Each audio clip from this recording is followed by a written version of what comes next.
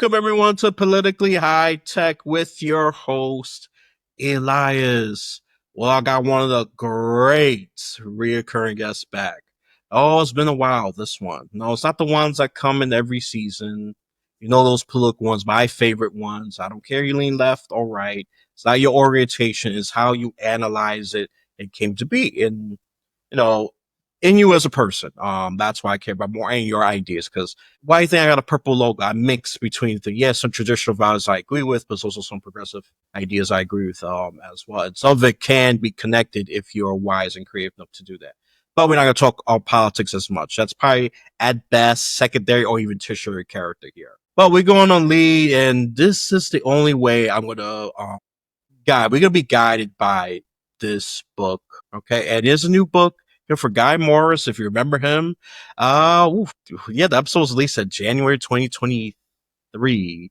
And yes, behind a paywall. Yeah, so if you're gonna embarrass me my poor quality, I gotta hurt your wallet a little bit. Okay. Fair, fair. You hurt my feelings a little bit, I hurt your wallet. It's behind a paywall now, okay? I've left it free long enough. You should listen to it back then. That's behind a paywall. $3 a month. Come on. I know you got it. Some of you. Not all of you. If you got financial difficulties, just ignore what I say. Okay? And the reason I'm saying that because this is episode 127. Episode 141 now, and of course, and further, they are available, but 140 and earlier, they're behind a paywall. So I'm just saying that if you want to donate, you gain easy access to those old episodes. And trust me, some of them are in poor quality. Some of them are, feel free to make fun of me, or I was onto something, but I dropped the ball. Whatever your comments is, just feel free to comment. All right, enough of my old paywall yammering here. Let's focus on Guy Morris here, and he has a very extensive tech background. I'm going to have him introduce himself in a minute, and this is not his first book. 127. We talked about one in depth, but we just briefly mentioned them, and if we only mentioned them, it was because it was a shameless plug-in. I do encourage shameless plugins, so it's completely irrelevant. We're going to talk about the image, and it has such intersectionalities. Okay. I mean, that some of you, if you can't think, may think they can't combine. No, they can. They can. It's just that, well, let's prove it to you here. He got a new book called The Image.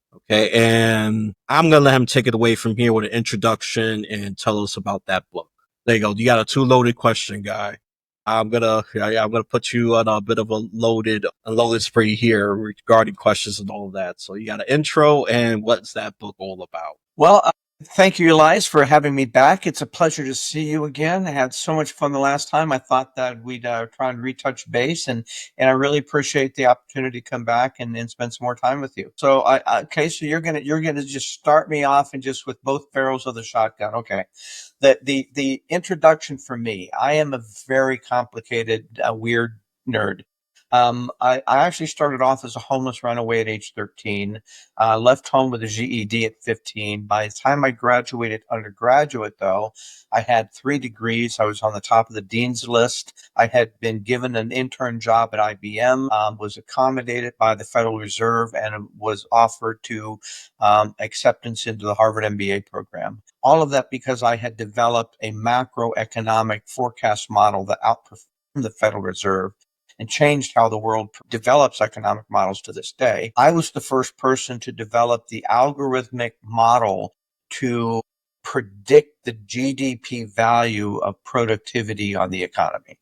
And that became a priceless commodity for the next 30 years. That was the start of my career. I spent 40 years with Fortune 500 companies in oil and gas, high-tech manufacturing such as IBM and Burroughs, software companies such as Oracle and Microsoft, along with a few startups. And I'm somewhat of a card-carrying nerd, but more on the business side, the strategy side of software, and the leadership side, the innovation side of where working with customers and consulting with governments about this is a really great technology, but let's forget about the technology. Let's talk about your business and what we can do to change it. And so that was kind of my niche. And so I retired a few years ago, and I'm bringing a lot of those experiences, a lot of the things I learned along the way Some of them were kind of mind bending to me and kind of changed my view of the world along the way. And all of those are now being baked into a series of thrillers that have more deep philosophical, moral, and ethical issues baked into them to ask a lot of questions. So my books have two big goals. The big goal one is I want to write a story that's so exciting, it's so engaging, you have a really hard time putting it down. And big goal two, once you do put it down, I want it to be so thought provoking and so relevant to the current world that we're living in that you can't stop thinking about it for weeks afterwards. And so that defines my Snow series novels. And those novels about the image now. So I hope that's enough about me. I'd rather talk about something other than me. The Image is the third book in the series that deals with the actual true dangers, the near-term things that we're going to experience relative to artificial intelligence and other advanced technologies that are getting a little bit out of control. The collapsing of our geopolitical system, which we're all watching in plain sight in real time on the evening news as we speak. And then how all of that together from a world building perspective ties into prophecy in plain sight. And we take prophecy less from a dogmatic, hyper religious perspective and more from how an AI would perceive the problem. And that's going to be developing correlations, calculating probabilities, develop regression models. It takes a more of an analytical, mathematical approach to understanding prophecy, which allows me to kind of get past some of those hot buttons, religious hot buttons, and talk about things that we can plainly see and agree to disagree whether they correlate. And so I'm trying to bring up issues, just like Tolstoy tried to warn the world about about the rise of communism. Michael Crichton tried to warn the world about the dangers of DNA manipulation and cloning with Jurassic Park. This is my warning to the world of what advanced AI technologies and collapsing geopolitical systems why that could be a bad recipe for humanity. Yeah, those of you who are watching, you see how I don't treat the secretaries not as good. I put them at a slightly higher threshold. Two barrel questions. Now, of course, the first time I was like, okay, let's get to know them. I'll play a little softball. I'm not gonna go too hard. Maybe the third one, I'll start questioning some things, and you're gonna have more of a critical me. That's if the guest is willing, of course. You know, that's a big variable. I cannot guarantee anything. I don't make promises. That's up to the guest as well. Because there is some I was skeptical right away, and I'm just gonna give a shout out to this guest that I came skeptical. You know, teaching students how to love in a non-romantic way through a die. I thought that was a silly idea, but I had him on anyways, and it kind of makes sense once you dig into it. But where he did it is, and I know that neighborhood because I was raised there, the Bronx. I said, "You sure you're gonna do that? Bronx are tough people. You gotta go through the layers of them." But he says it's worked, and I'm actually that reminds me, I gotta reach out to him. This is not a future episode tease, okay? I don't know if he's gonna come back. Just FYI, this would be transparent. But anyways, you know, all I'm gonna say is about AI, and this has been my camp. I am cautiously optimistic. Meaning, as much as I know AI is going to bring good, but it's also going to bring some disasters. I mean, look what's going on with. I want to go with deep fakes that have deceived people well, and AI is just getting better at generating images. It's harder to tell if it's AI generated or real. There's one They're getting commercial. good. Yeah, no, they're getting very good, and there was one I saw. Yeah, go ahead. Which is why I think now one of the things I tell everybody, and I stress this in my books a lot, AI is neither benign nor evil. It's both because it's a reflection of who we are. We shouldn't be worried about the image of the beast. We should be worried about the beast it reflects. And that's who we are. So AI is the most powerful technology we've ever created, and we're not being careful. So I tell people that when it comes to this AI tsunami that we're facing, and I'm even working on a book called Humanity in the AI Tsunami or Survival Guide. But one of the things I stress is that you need to embrace the technology itself. Don't be afraid of the technology. Where we're going to see issues is not in the, now the technology does have some inherent risks, particularly as we start to approach AGI and SSI, which is a sentient superintelligence. And we'll get to sentient superintelligence with the work of quantum or neuromorphic computing. And that's where I believe the channel is there. But we're only about 3 to 5 years away from that model, from that paradigm. And so that's pretty close enough for us to be thinking about what does that mean to humanity? Can we control a sentient superintelligence? How will a sentient superintelligence respond to us? And the bottom line is we're creating these machines to reflect humanity. We have a lot of darker angels. And so the danger is not necessarily in the technology itself, but the danger is in what a corrupt CEO, a sociopathic billionaire, a dictator, a autocratic dictator, narcissistic criminal wannabe. It's what the crime lord, the drug lord, the average fraudster will do with these automated tools like Fraud GPT, Worm GPT, Dark GPT, all of these AI tools to create malicious software.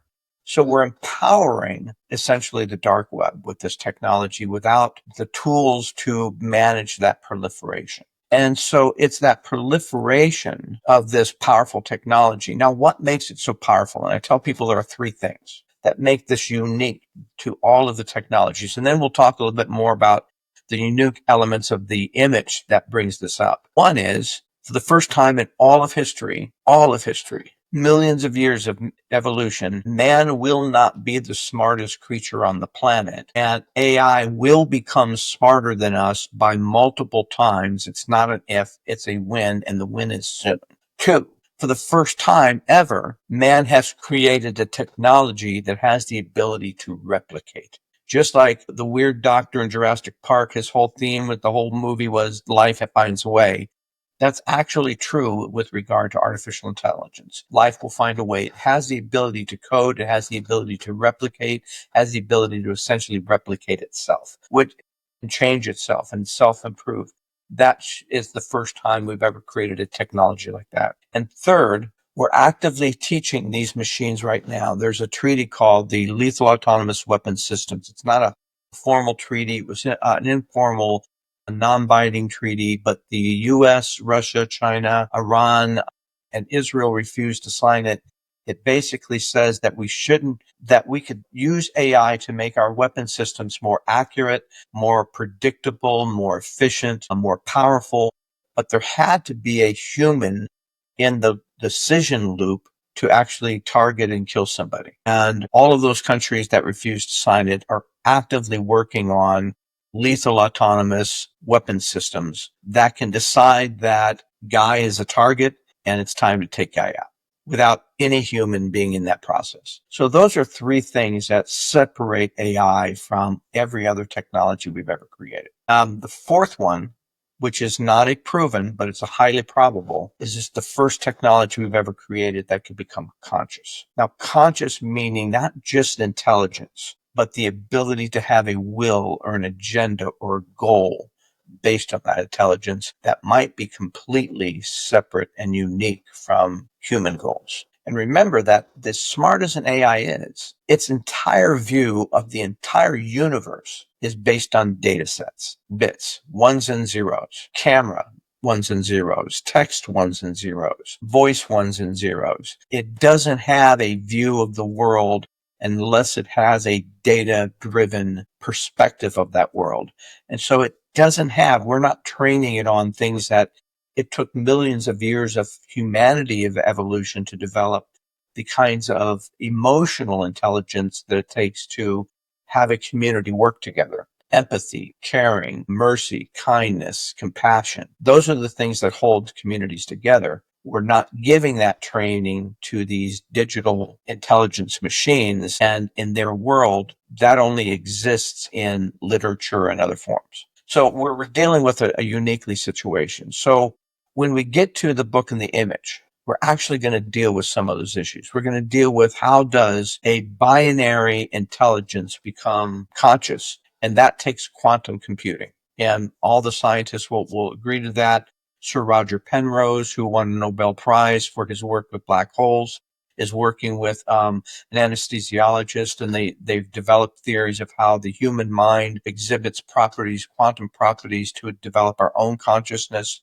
And we've got laboratory experiments at Google with their Willow quantum chip that indicates that the chip is developing patterns of its own. And these are intelligent patterns. And they believe it's even without a language model associated with the chip, it's developing conscious patterns.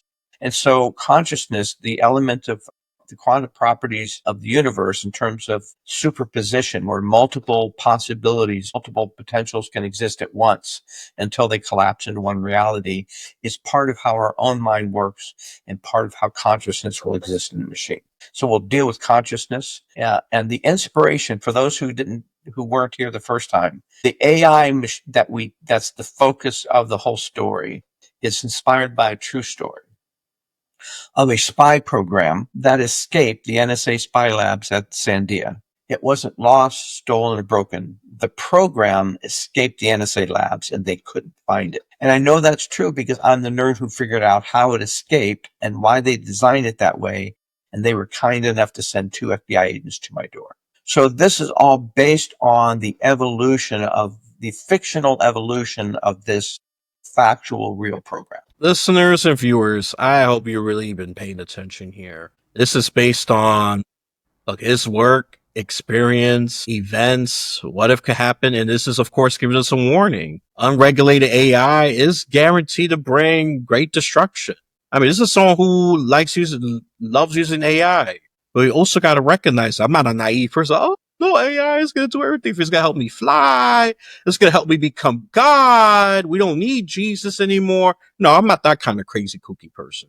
I'm sure there's someone is. It's not me. Find who that is. Elon Musk? Ooh, I think I'm projecting too much. That sounds a bit accusatory. Maybe that's up for debate. Use the comment section. If you think I'm right, you think I'm kooky, it's fine. You got your First Amendment, okay? There's actually a few questions I got. Let me make sure I heard this right. The countries that rejected this AI treaty was the United States, Russia, China. I think I heard to Israel and Iran, if I got that correct. Israel, Iran, I think North Korea, but I don't think North Korea's AI program is really anything to speak of. Okay, and these are the ones with nuclear, great military that has They potential to have cause great ambitions, damage. yeah. Now, my book, The Image, features one actual weapon that now in my book, The Swarm, which was the first book in the series that came out in 2020, featured a DARPA AI drone swarming technology that they're working on. In the last arc, we deal with a sophisticated new version of hacking that goes around the firewall. It's probably the most potentially dangerous version we've ever had. That deals with how to disrupt or how to sabotage AI systems. And then in the image, we're dealing one of the things we'll deal with is an actual AI weapon that Israel has marketed and used on a couple of occasions in their war with Iran.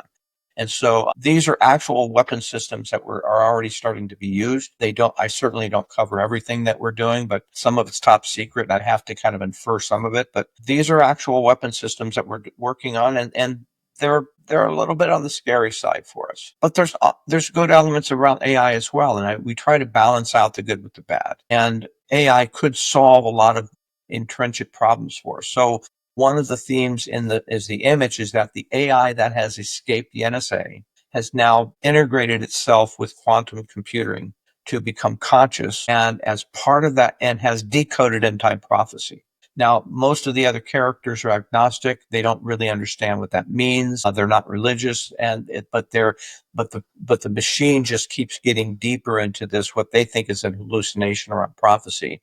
But it helps CERN to create a mini black hole. And part of the reason is to prove a fifth dimension, which will help prove some of its theories as to the prophecy correlations.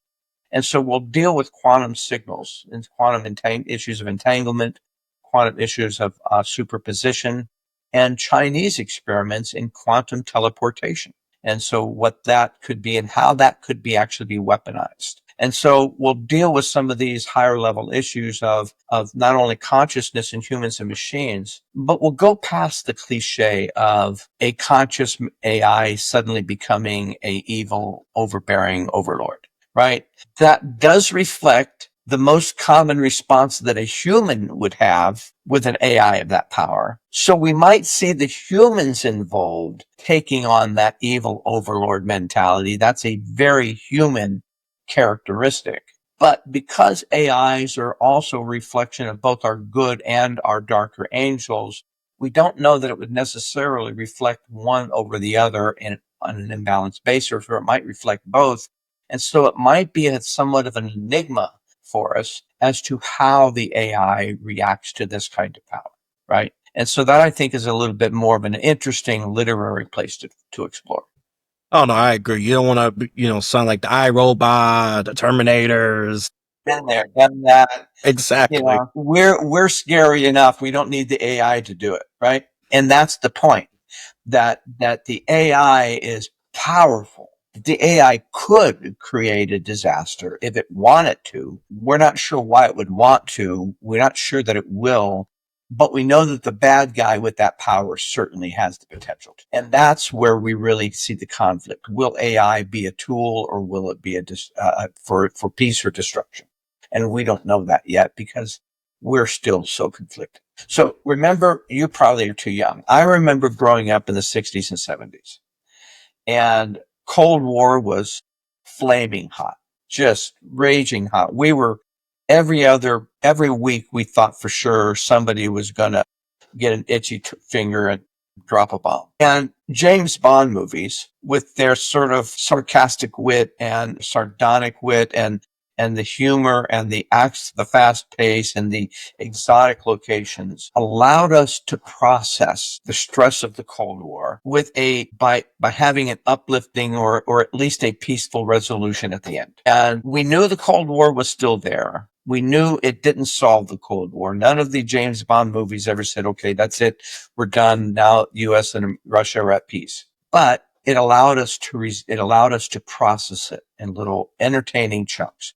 And in a sense, that's what I'm trying to do with these series of these novels, is to process these real geoeconomic issues. So we deal with the Great Reset, and the particular element that in the image, and the element that we deal with is how artificial intelligence and blockchain is set to restructure world banking systems in a way that could cause the savings of millions of people to just disappear. And so that's one of the stresses. We have a Ukraine war and the Project 2025 initiative in America causing the geopolitical power structures to change in some irrevocable ways that could empower some autocrats to maybe take chances they would never have taken before. And how all of that kind of fits into some prophetic elements. We'll even deal with the image. The title of the image almost deals with sort of this electronic,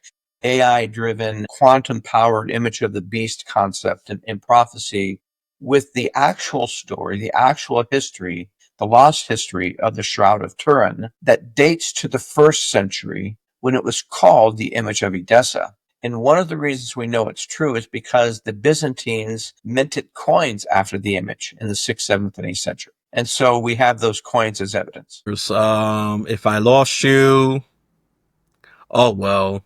For those of you who are tough and high IQ, yeah, I'm gonna say that. It may sound a little snotty, but I'm being brutally honest here.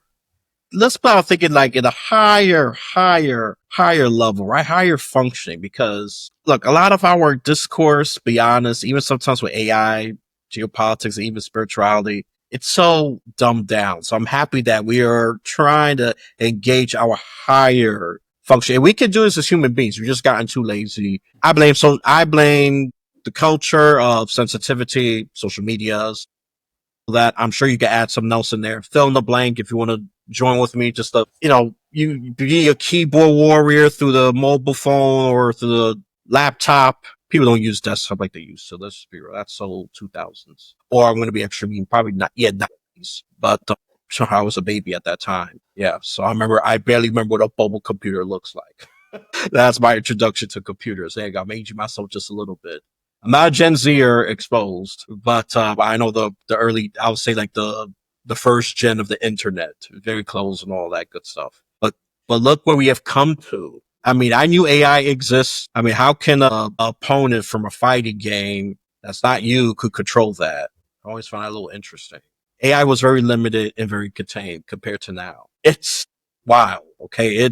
Especially Chat GPT just freed AI, so to speak. It freed it, I would say. ChatGPT came out 2 years after I released my first book, Swarm. We've been working on these tech. Now, most people don't realize, and I'll explain it in my book, The AI Tsunami. We've been working on AI related technologies. The first conference on AI was at Dartmouth Summer Conference in 1956. The year I was born. The model, when I built my macroeconomic model, we were using some of the same types of data and nonlinear regression algorithms that we're using in current modern day AI. We were building out those algorithms at the time. But there was another time later in my career in the 90s when I implemented expert systems to help manage auditors and operational auditors all around the globe from a central location, using the knowledge of some experts we would have in the office to replicate that. And so, and then when I just decoded the program for the NSA, that was in the late 90s. So we've been working on these technologies for decades. And so part of what I've been bringing is the ability to see where the technologies come, understanding what it looks like in the lab today, and what we're seeing at a commercial sector, to be able to project from that to see how far more advanced are they in the lab and what are the other lab developments that are going on. Now, in my books, we'll talk about a couple of different ones. I focus on one particular AI, which is called the Innovation Unit. It's part of the National Military Command Center in Washington. And the Innovation Unit is an incredibly complicated AI that takes tens of thousands of real-time live data feeds from all over the globe. Satellites, tanks, planes, ships, other sensors, underwater sonar sensors, communication sensors, tens of thousands of strategic military intelligence sensors. And it's designed to develop real-time battle strategies from that information. So it's the closest thing that we have today to a broad view AI with a broad, but it's only got a single purpose, which is win the battle. So when we think about intelligence, we have to understand the concept of narrow intelligence, highly sophisticated narrow intelligence even, or integrated intelligence versus general intelligence. And so where we get the risk factors to humanity vary based on the type of intelligence we're dealing with. And so we explain some of that in the books, and we do it from a very simple way. And the other thing is, nobody wants to read a highly dystopic, highly technical kind of book. We have to dummy all of that kind of stuff down to talk about not the technology, but what it means to the world. And we do so through highly fun, they're humorous, they're witty characters, they're deeply flawed, almost as flawed as the author that wrote them. And through those flaws and through those mistakes and those relationships of humor and warmth and love and courage, we basically have these experiences to help us understand that the world is going to be changing in radical ways in the next few years. That doesn't mean we're helpless as individuals. We still are empowered as individuals, and probably more empowered than we realize. And that's what the books are really trying to get to, is that human story over this technical stuff going on. That's great. That's definitely different and fresh. I already said the Terminator and I robots is a super dystopian, AI robots taking over and all that. Look, it's cliche at this point, and trust me, there's even older examples of that if you want to dig deeper. I forget, it was one book I read that was about the computer become like an evil lord or something like that. That's been done already, and I would have been bored already. It's like, oh, okay, this is something gonna be like another Terminator like crap. This one's different. This is dealing with the nuances. Is grave danger, but there's also hope, that's I think it's the more interesting to we do it, me. the more realistic scenario, right? It's not going to be a black or white. It's going to be a lot of gray. And the gray really comes from the human element. Even to the extent that we could spend more money training machines on empathy, emotional intelligence, right? All those elements that make society works, what's appropriate, the issues of faith and how to be polite and all of those things. Instead, we have Elon Musk teaching Grok how to be a Nazi, and so part of what the machine becomes, it's on us. It's on us because we're putting profits over people. And that's part of the common problem that we have regardless of AI. That's been a human cancer for thousands of years. And that's not a problem that AI can resolve. The proliferation, the regulation problem, the changing the corruption in Washington, not a problem AI can resolve. And so what we have to do is be realistic to say, what are the problems AI can resolve? Those are great. Let's take advantage of those. What are the problems AI is actually going to make a little worse? And that's the substance of my thrillers. Yeah, no, I like that because I always welcome nuance, pros, the cons, maybe the interesting. Mhm. So just AI good or AI bad. To me, that's just intellectually lazy and very childish. AI good all the way. Oh no, AI bad all the way. Not so many in between. AI could probably help us, create better medicines, for example. We have a lot of data sets on that. What we bad at so far hasn't proven me to be a best customer service rep. Those are more like real life examples I could give as of now, but who knows? I'm not gonna say years. I'll say months later. We can see if they get better or Well, not. it certainly isn't going to get worse than what we started with those automated. You've got five choices, and if you're not one of these five choices, screw you. So yeah, there's are going to be some good, and you're right. There's a lot of good things, and there's some things that we're going to have to learn, and but it's part of the process of what we're going to have to adjust to over the next few years with AI, with our geopolitics, with the collapsing of a lot of religions becoming very false and very corrupted themselves. So we're kind of caught in that high anxiety sort of culture where we're trying to find some level of peace within ourselves because we're not going to get that peace from the culture in. We're going to have to develop that peace from within ourselves. And that's part of what we're looking at. So one of the things that the image allows us by opening up this fifth dimension, by opening up this black hole and this concept, is we get to start looking at, well, what are the elements of those? How does a multi-dimensional universe explain things like near-death experiences, paranormal experiences, the accuracy and the aspect of prophecy and some of the other spiritual elements that we see in life? What science might look at and try and study from a what is it? How does it work? Is the same kind of thing, is the same sort of quantum consciousness that religions want to understand with the who is it and why.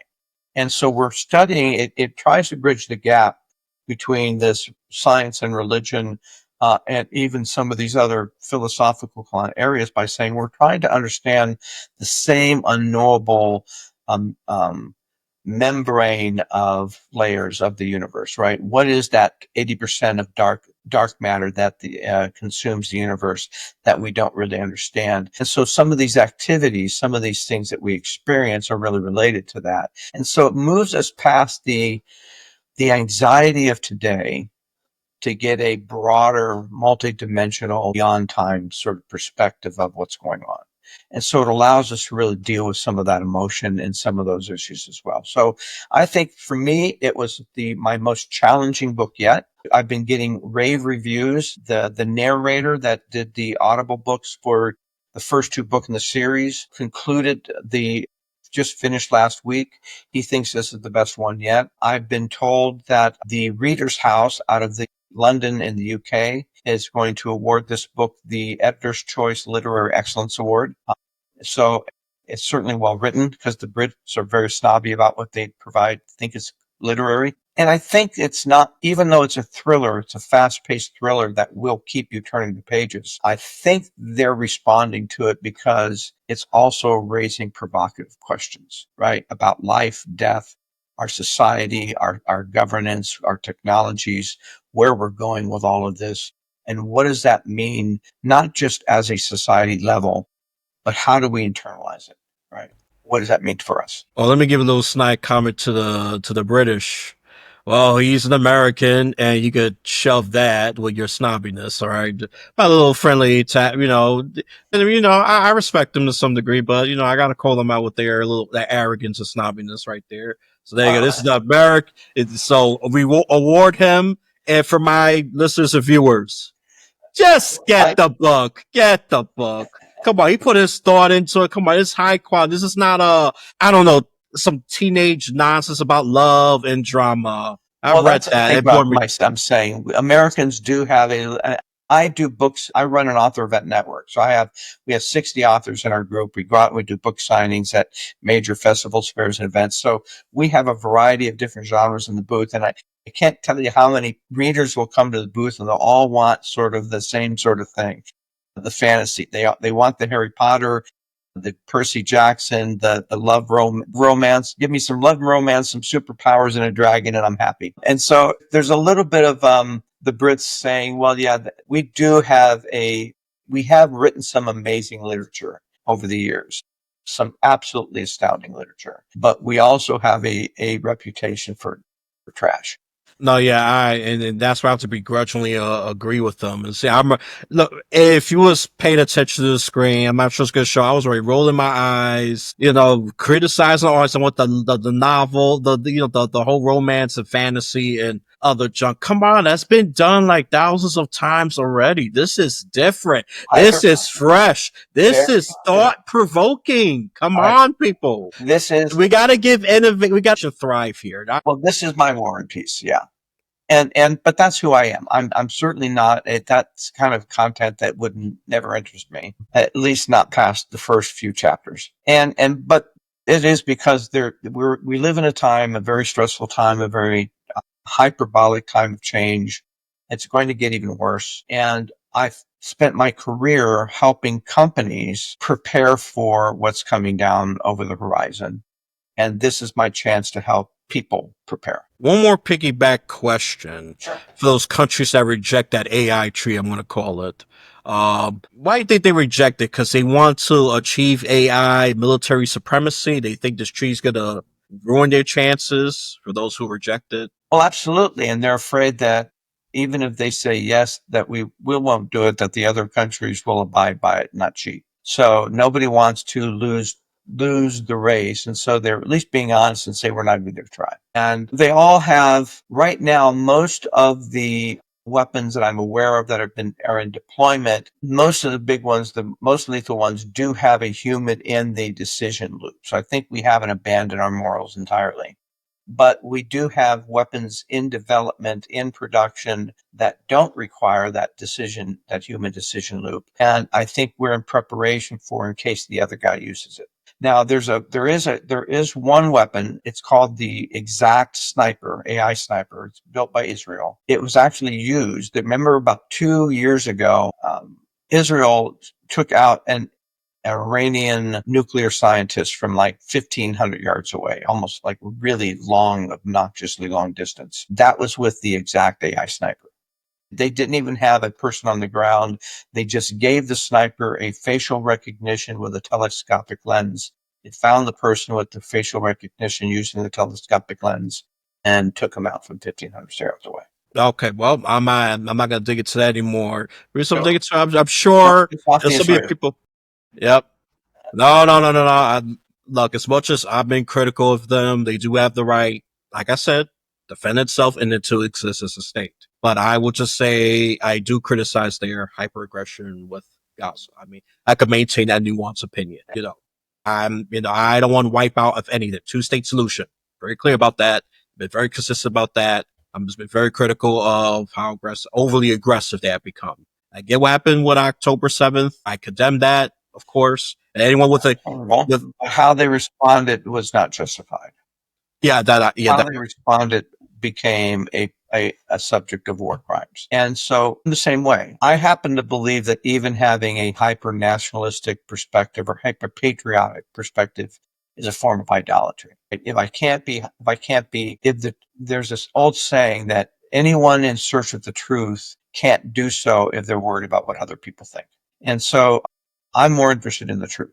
And I realize that that might offend people at times. Project 2025 is something that comes up in the books, and I'm truthful about my views on that.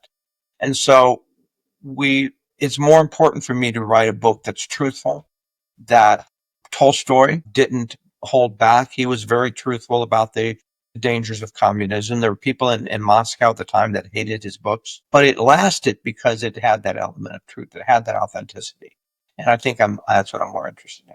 Exactly. Those are the ones I want to try supporting. Not the ones that say, "Oh, everything's nice and hunky dory," while the nuclear is coming in. Poof.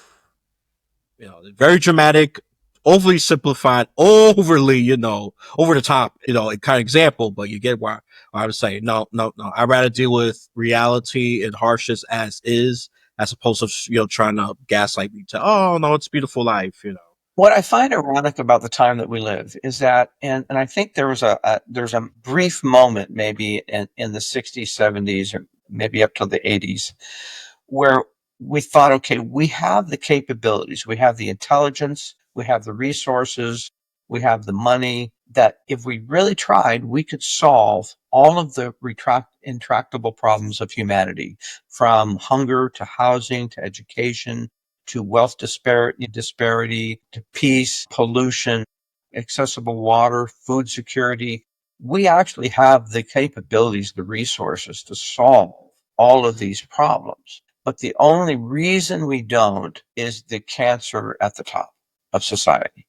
The cancers of greed, hubris, pride, power. These are the things, the tribalism, that this is mine, not yours, other than we live on a planet, we're all part of the same tribe. The only reasons we can't solve these problems is not because the problems themselves are intractable. It's the human spirit that seems to get in the way.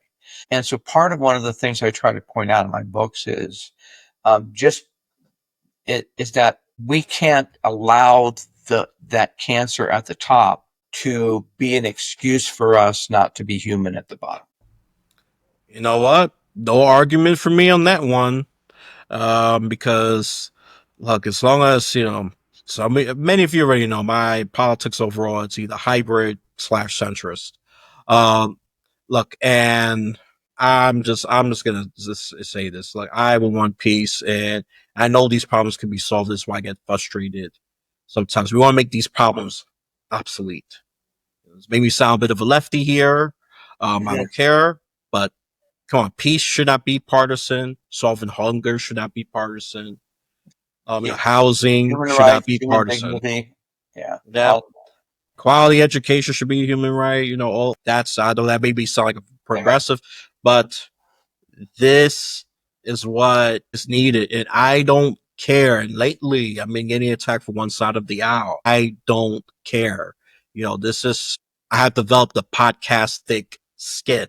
I mean, I've been did, but now I'm just not afraid to show it. I used to just play coy. I don't know what you're talking about. No, no, no, no. I'm just gonna just be honest with you.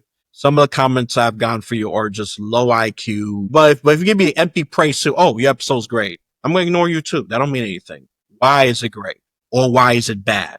Give constructive reason, not because, oh, I hate how your glasses look. I don't care about that. Or I think guy sounds funny. That's stupid. I'm not going to engage in childish games either. that They're sounds examples. like life. So I'm not going to engage in that. And you know what? And if you be super hateful about it, I will not cancel you. YouTube will. Okay. Rumble, I guess you go as crazy as you want on that.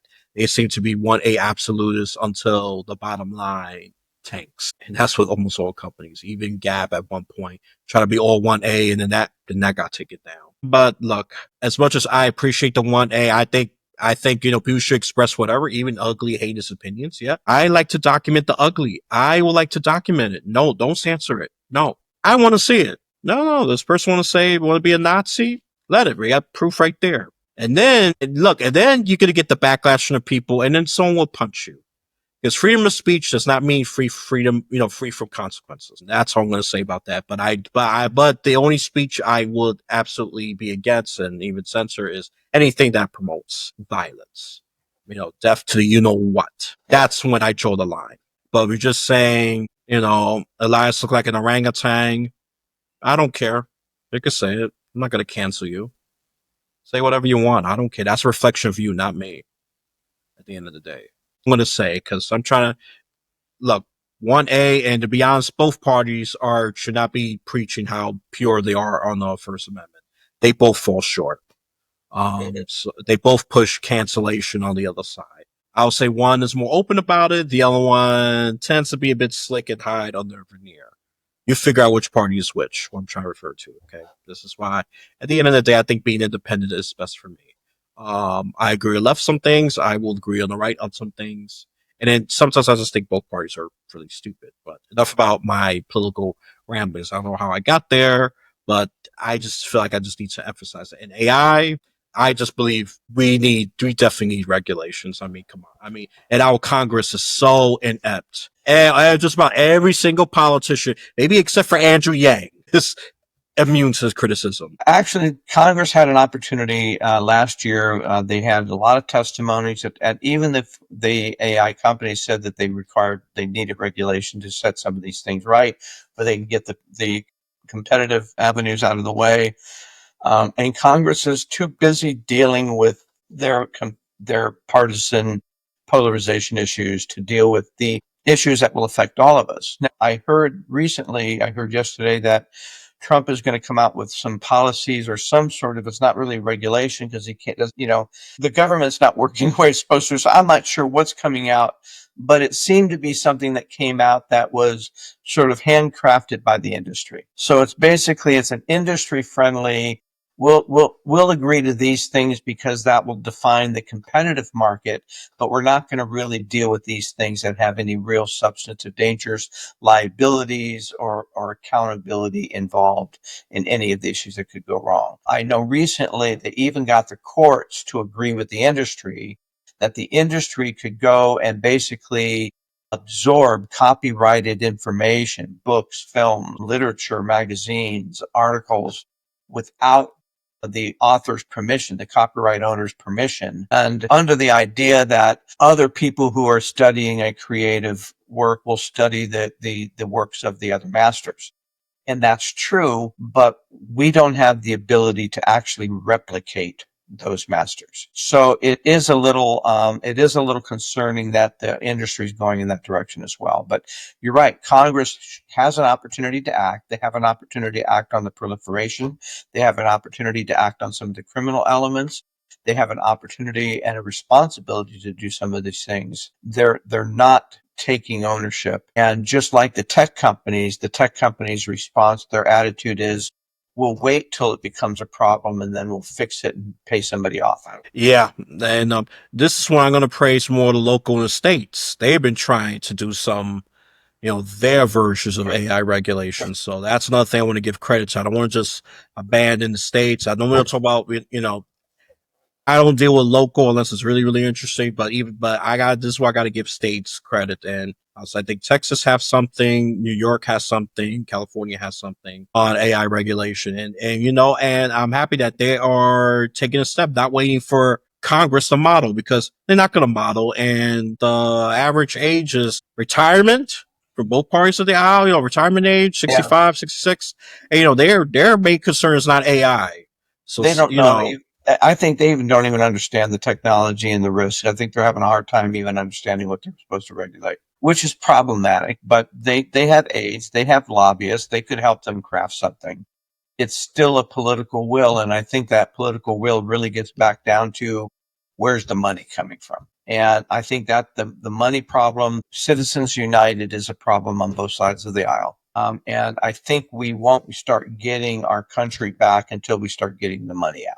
And right now, that I don't really see a plausible scenario to make that happen in the near term. I absolutely agree. This is why I agree with the progressives openly.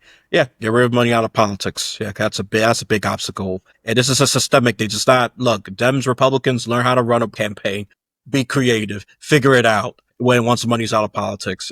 But Democrats could have done some of this when they were in power too. They can't be clean. They're not clean. both sides, yeah. They had the opportunity to actually address money in politics, term limits, number of seats on the Supreme Court. They could have fixed the imbalances, but they were more interested in some other short-term gains than the long-term structural issues that would actually solve the problem. So I'm like you, I'm agnostic on both sides. I used to be coming out of business school. I was a registered Republican, but then I'm very anti-corruption. And when they start becoming more corrupt, I'm completely independent. But my independence is absolutely fierce. I don't have a leanings one way or the other. But But I do believe in good governance. I do believe we have the capability for good governments. I believe we have the responsibility for good governments. We had the opportunity. We created the biggest middle class of history, which was changing dynamics of the world all over the world. And we're backing away from that to go back to an oligarchy, feudal, technical feudalism, and that's going to, and and we're missing that opportunity, and that to me is, I think, a tragedy. And so that's one of the reasons I try to write the books, is to deal with some of these issues that are going on. That maybe it's because I feel a little bit powerless at the macro level, that I have to write the book so I can write characters that have power at the mini level, right? So, and deal with it, even some of the religious issues. So in the books, we deal with actually identifying things like the beast systems of Revelation and the image of the beast and things of that nature, to kind of correlate and to relate to, kind of how the world is working, and put it in more of a longer term, sort of the scope of history, the destiny of history. Many people don't realize that the traditions of the Hindu, the Hopi, the Maya, and others, all of them have a tradition that the world goes through cycles of creation and destruction. And that even in biblical terms, we call it the new heaven and the new earth. So we're kind of in this cycle that's been predicted. And so we can look at prophecy less as a deity coming to destroy humanity, as a warning of how humanity will destroy itself, probably because we've been there before. And so I'm trying to kind of bring in more of these higher level philosophical issues of where are we at as a global humanity, and what are the things we need to do to avoid this ultimate end, and then asking the question, well, what if we can't? What do we do in the meantime if we can't? Yep, I know this is scary for some of you, especially those who rather be in Harry Potter world and flying dragon nonsense. Get your head out of the butt. We need to address this. And reality is going to be very harsh about it. Yes, no, I don't care. Some things I'm very opinionated about, and I don't care if I get attacked for it. I really don't. Look, we got to deal with this one way or another, or reality's just going to smack you. It doesn't give permission. It's going to manifest. Okay, and it's just a matter of when, not if. Okay, and I would rather, me personally, deal with reality, as harsh or gruesome as it is, as opposed to being lied to, say, oh, no, you're utopia, you're making things up, or being gaslit to the nth power.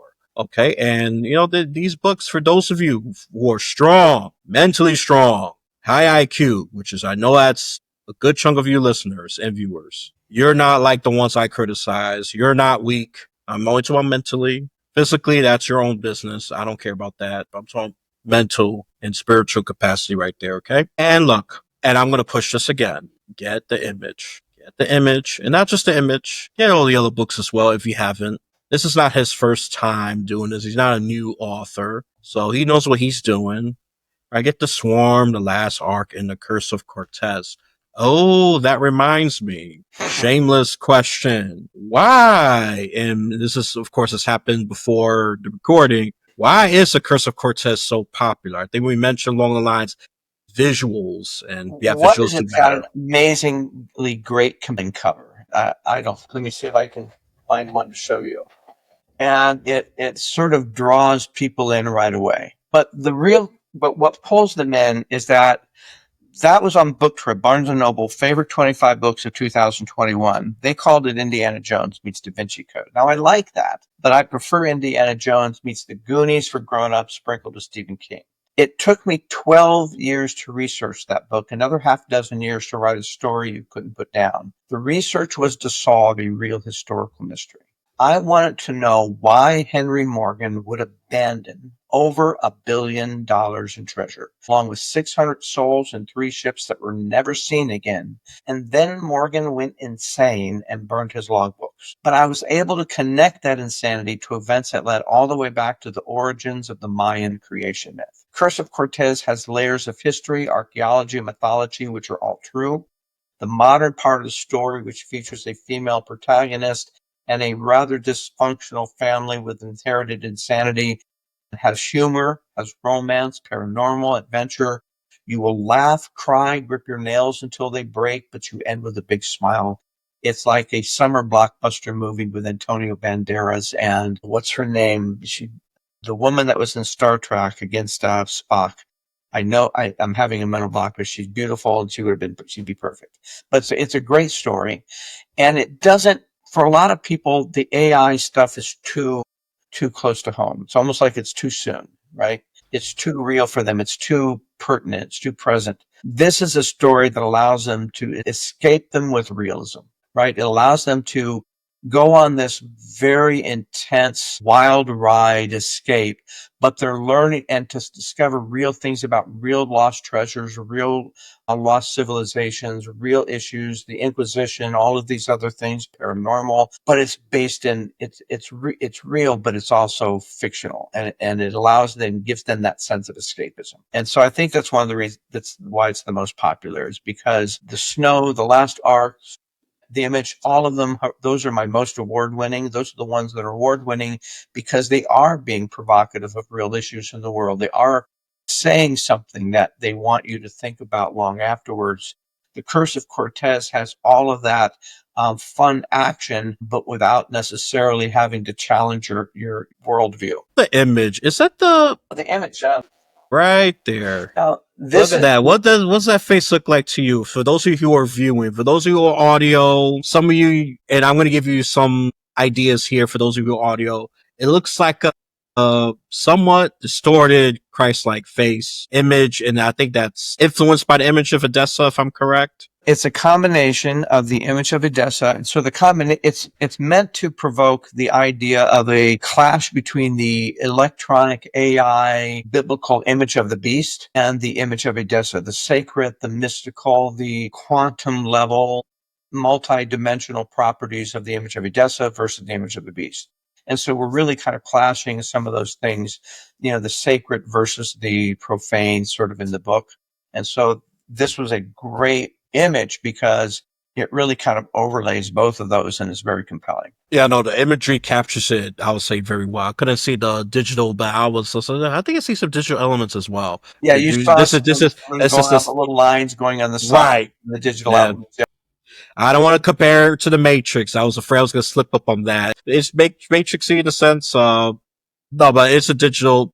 I love the image. Let me just get straight to the point. I love it. And his site is good because it has the book cover. So I don't want you buying for anybody else in this episode. Okay. Get the image. And then if you're generous or very hungry for high quality literature, we'll get the other stuff as well. We talk about the Curse of Cortez for those of you who want to have some high intellect. He kind of level with you there. I'll say that's a slight departure for the provocative stuff compared to, the Swarm and the Last Ark. All of them, all that information is there on his website. And let me see. Also, one more thing. I feel a little unprepared here. Oh, well. And look at it. And he got plenty of social media as well. Pushing his website. His website is GuyMorrisBooks.com. His first name, last name, books.com. Okay? GuyRisBooks.com.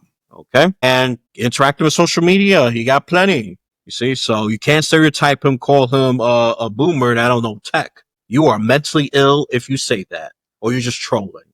I'm just gonna assume you're trolling. I'll say that much. He has Facebook, Twitter, YouTube, Instagram, and LinkedIn. Okay, Twitter. I refuse to call it that. It's such a bad rebrand. Actually, I quit Twitter. I quit X. I'm actually on Blue Sky now. I got tired of Musk making threats, and so I just basically said, "Who needs you?" And that is his choice. I know. I'm pretty sure some of you. I know some of you are right wings. You're gonna call him a lefty for that, and you know what? It's freedom. It's freedom of choice. I haven't tried Blue Sky and Mastodon and all those other things, but if I see enough of my guests are there, I'm thinking about just joining. I just need 5. Probably the first. Yeah, you're definitely the first one. So, yep. Yep. So, Blue Sky people, and some reason, well, ever since the Elon takeover, Blue Sky has been getting a decent amount of traffic. I wonder why. It's more, yeah, it was more of a response to him threatening people on his own platform. I just thought it was bad business. And then when he got involved in the politics, I just didn't want to I just didn't want it to go there. So I actually prefer more middle of the road. It's a little bit hard for me to really kind of feel like there's a, you know, I have a lot of business contracts on LinkedIn. That's become a good place for me because it's balanced. I do stuff on Instagram because that's just more artistic and it doesn't really get political. That's nice. I'm the only reason I got involved in social media really at all was around the books. But honestly, I'm so busy researching, writing, creating, selling, engaged. Social media is almost more of a something I kind of have to do on the side when I need to do something, but it's not where I spend. I'm not, never will be one of those guys with the phone in my hand, lost in what somebody else has to say. I've got too much of life experience and too much to kind of write about to kind of get caught up in a lot of that. So I try to avoid a lot of that garbage and a lot of that hyped up stuff. If I see something even on Blue Sky, I will tend to go to look towards BBC, Associated Press, on ground to kind of get a balanced view of what's the factual from a real journalistic perspective. What does that look like? And let that really be more of my news source than social media. Yeah, no, I agree. I'll even add Reuters. Me, I join all sides. All sides, gives you the bias and all that.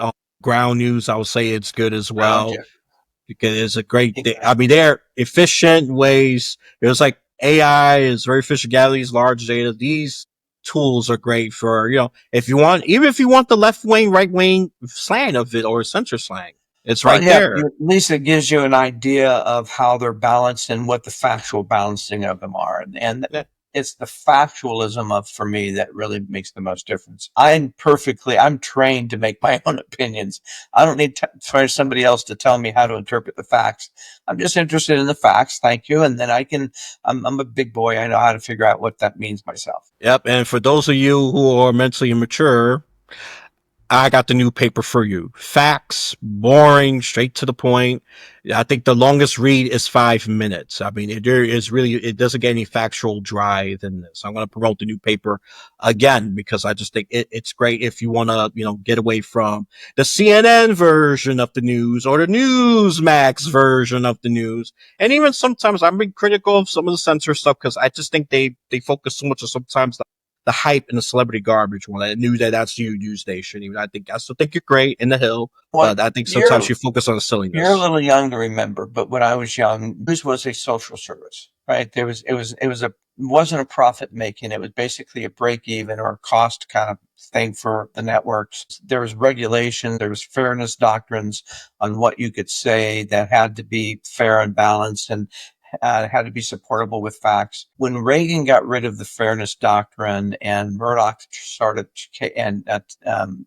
cable news, we started getting news as entertainment and profit centers. And so you're going to degenerate to it's that rat in a maze. It's going to push the button that's going to give it a shock, but give it food, right? And it's going to keep taking that shock in order to get that food until it gets used to it. And that's what we've done with news. And so I remember the old days, and when it started shifting, my job was to report to CXOs, right? I couldn't be partisan in my view of the world if we were going to make valid business decisions. And so it was my job to actually read multiple sources of information, so that I would have a balanced perspective of, okay, well, these guys are always talking about this part of the issue, and these guys are always talking about this part of the issue. But together, this is the situation. So I was fortunate that I was never, and I know people, I have dear friends who are raised on their whole life a single news source that they're convinced is the only reliable news source. And in most cases, it's the most partisan of news sources. And so it's very difficult for somebody like me. It's like talking to somebody in a cult. I have a very difficult time having those conversations because the factual lane is so thin. It's not that it's false, but it's certainly heavily, heavily. Oh, I agree. I agree, and and this is why like I criticize both sides of the aisle with your social media avatars or stars because they are promoting a problem. And I'm not gonna list names because they already got enough clout. But you know what I'm talking about. And I'm not gonna list any names for both the left, the right, and every once in a while the center, I guess. But they all add up to this partisan hyperbolic stuff. That Yeah. no. One of them said no. Joe Biden perfect. The other said no. Donald Trump is the next coming of Jesus Christ. There's no rationale with those people. No. And you know what? I just choose not to even engage with them because you're already so warped, and I don't want to become warped or lose my mind over Yeah. hardcore idiots on South Out. That's just me personally, and why aren't them asking these questions? Look, you're getting to know your author in depth. So obviously he's a very thoughtful and intelligent man here. I'm not kissing butt here, but that's obviously a fact. If you've been paying attention even to, I would say, 2% of this conversation. I think the Okay. word I'm looking for, Elias, is nerdzilla. You know what? I'll take it. Nerdzilla. Yeah. And you know what? He's proud of it. I like nerds. Nerdzillas are great. Look, and he's more than, he's not just a guy in the basement, just, I don't know, have a bunch of hairs and smell like rotten nachos or whatever. That's a stereotype of a super nerd just on the computer. He's obviously not that. Look at it. Clean shaven, smart, articulate, business savvy. I mean, he debunks that stereotype I would say, worst case scenario, fifth power. If you want to go exponentially higher, I'm all for it. Okay. So this is your author here. Get the book. All right. If you don't know what to do with your money, get the book. Okay. I'm making a decision for you. Get it. If you're indecisive, just get it. You're gonna be entertained, and not just entertained in a very passive reader. You get you to think. Reactivate the higher functioning parts of your brain. That makes us more human, believe it or not. Not just being a partisan dummy. I'm trying to keep it clean. He hasn't cursed once. I was hoping he was going to do this. I'll be my excuse, but he's been very clean in his language. So yeah, that's a little inconvenience I could deal with. But look, I like those kind of books actually. Guilty to Me. I haven't touched it yet. I think it's a good thing I haven't touched it yet because I think I would get so drawn into it. I'll forget about probably the next 10 interviews. It's like, what happens next? I will read so much into it. It'll be my new drug. Not probably, it will be my new drug. So I'll read it and I will have him on to have more in-depth questions about the book. And then I want to give the guests the right to plead the fifth, especially if it touches on spoiler territory, because I respect, the producers. We'll see, but it'll be something I would like to do in the future. So there you go. That's your real future tease, not the beginning. That one I can't guarantee it. But all right, enough of my yammering. Anything else you want to add before I wrap this up? No, Marty, Elias, thank you so much for having me on. It's been a pleasure to see you again and talking a little bit about the book. As I said, there's a lot going on in the world. We're trying to have fun with it, and it's not a dystopic read. It's actually a fun read that you'll actually want to read more of. But yeah, I'm now working on the next books. I'm working on the prophecy analytics, which is based on the book as well, which is the analytical mathematical process for understanding prophecy. And then Humanity and the AI Tsunami. I'll hopefully have both of those out within about 6-7 months. And then I'll be back to doing hopefully the final book within the Snow Chronicles series. And that deals with the lost program and becoming conscious and all of those issues. So thank you so much for having me, and hopefully I'll come back and we'll join you again and for the next ones. Oh yes, and I'll keep this podcast around. That's hope right there. Yep, I will be making episodes of 2026. All right, God willing, of course. So yep. So now let's do my shameless plug in. Like, comment, subscribe, share this with anyone, and then if you're generous, you could donate $3 a month if you want to open to old content. Especially you open my wounds and some of our crappy products. Some of it I'll say was thought provoking as well. Looking at some of the old episodes. Some of it I'm a little harsh on myself, and some of it's like, yeah, but you figure out which ones are which, or you form your own opinion. You do whatever. I cannot tell you what to do, and I will not dare do that. I want to hear your honest opinion. Sometimes it's going to be critical, and sometimes it's going to be praise, and sometimes it's going to be mix up the two. You did great here. You could improve on B, something like that. That'll be more mixed, I'll be constructive. Like I said, when you just say I'm dumb or the guest is stupid, yeah, you're just a child, and I'm going to treat you like a minor. I don't deal with minors on the internet. I'm going to treat you like a child. So you can check my YouTube, my Twitter. Okay, I'm not sure I'm going to be on there much longer. I'm thinking about just getting out because I'm not getting much engagement there.